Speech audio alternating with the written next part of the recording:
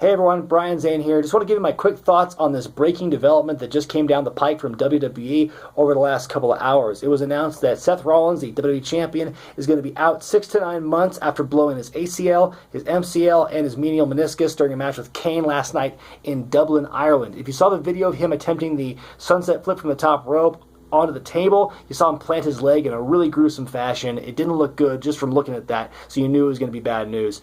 It's a huge blow to Rollins, who's really been carrying the company on his back for the better part of a year plus, even before he won the title at WrestleMania. And for him to have to lose the belt due to injury, to not get the proper payoff of giving the belt to someone else to help put them over, has got to be disappointing. I mean, we can all agree he was booked like crap the last few months as a champion, but this is still a very disappointing way to go out for your first reign as world champion. Hopefully there will be more in the future for him. As far as what's going to happen to Seth Rollins in the future, obviously I don't think he's going to be back in time for Mania, because Mania is 5 months from now. But possibly back by SummerSlam. Will he be back as a face or a heel? I'm leaning more toward face just because of the way he lost, the way he got injured in such a sympathetic fashion, the way he got taken off TV. And, since everyone's kind of made the comparisons both in storyline mode and in real life mode between him and Triple H, it seems almost destined that he will come back as a face. As far as what's going to happen in the World Title Tournament at Survivor Series, the Deadly Game Part 2, so to speak, I think a lot of people are theorizing that Roman Reigns is going to turn heel in the finals and win the belt that way. The self-fulfilling prophecy of everyone booing Roman Reigns.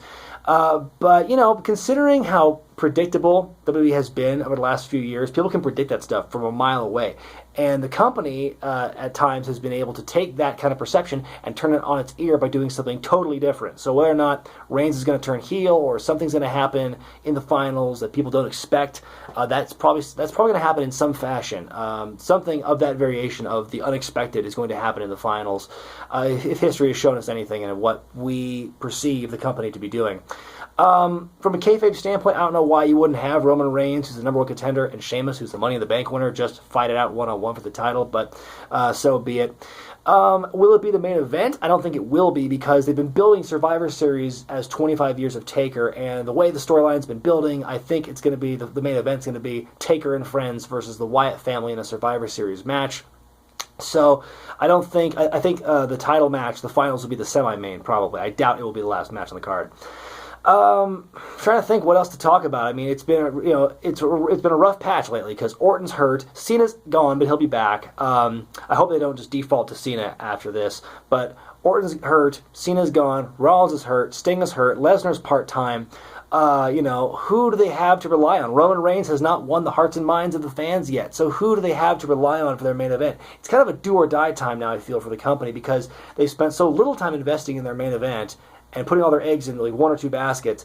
They don't seem to have a really good contingency plan. So I think Survivor Series is kind of a must-watch event this year, not only for the Taker-Wyatt match, but also because of what's going to happen in this title tournament. This could be a huge turning point in what the company does from here on out in terms of creative.